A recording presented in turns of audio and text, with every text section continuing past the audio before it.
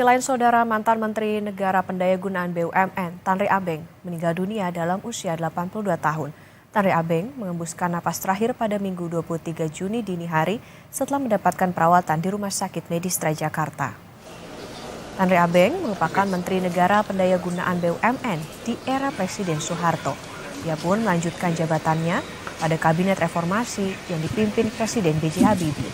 Mantan Kepala Badan Intelijen Negara, Hendro Priyono, Minggu pagi terlihat melayat ke rumah duka mantan Menteri Pendayagunaan BUMN almarhum Tanri Abeng.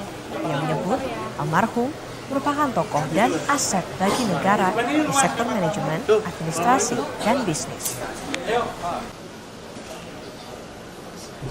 Ya, buat saya berasa satu kehilangan besar. Seorang tokoh yang merupakan aset negara dan pakar di bidang manajemen dan administrasi, bisnis maupun negara. Alhamdulillah beliau meninggalkan satu warisan berupa buku-buku tulisan-tulisannya yang sangat bagus, yang saya rasa merupakan dasar-dasar bagi kehidupan ekonomi nasional. Informasi lebih lengkap, saudara, kita akan sapa jurnalis Kompas TV Cindy Permadi dari rumah duka almarhum Tanri Abeng. Cindy, selamat siang. Jadi kapan jenazah dimakamkan dan tokoh siapa saja yang sudah hadir di sana?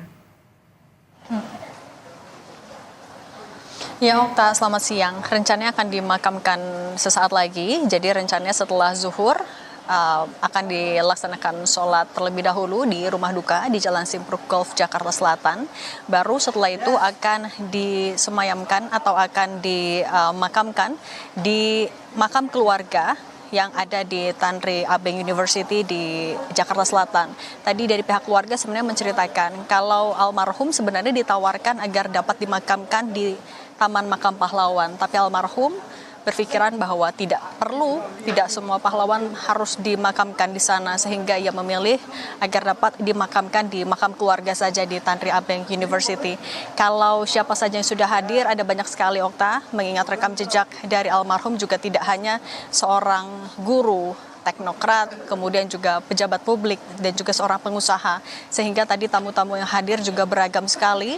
Misalnya kalau pertama tadi selain mantan dari Pak Hendro Priyono, juga tadi ada Wakil Presiden ke-10 dan 12 RI Yusuf Kala yang sampai beberapa menit lalu baru pulang. Kemudian juga ada dari Menteri Kesehatan Budi Gunadi Sadikin, lalu ada juga Abu Rizal Bakri, pengusaha yang sama-sama sempat bekerja dengan almarhum, lalu juga ada Menko Perekonomian Erlangga Hartarto, Kepala Bappenas Suharto Monoarfa, dan ada banyak lagi tokoh-tokoh, termasuk juga tadi ada mantan Komisaris Utama Pertamina, Basuki Cahayapurnama, yang tadi juga menjelaskan ia menggantikan sosok almarhum Tanri Abeng, sehingga banyak sekali pesan-pesan yang diturunkan ataupun juga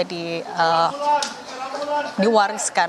Tadi poinnya kurang lebih yang disampaikan adalah bahwa beliau adalah sosok pekerja keras, kemudian juga selalu menitipkan agar bisa bermanfaat bagi orang banyak, karena berfokus kepada manusia atau peningkatan kualitas manusia itulah yang membuat ia dan reformasinya di BUMN selalu relevan, tidak hanya di era Presiden Soeharto hingga Presiden B.J. Habibie, tapi juga sampai sekarang.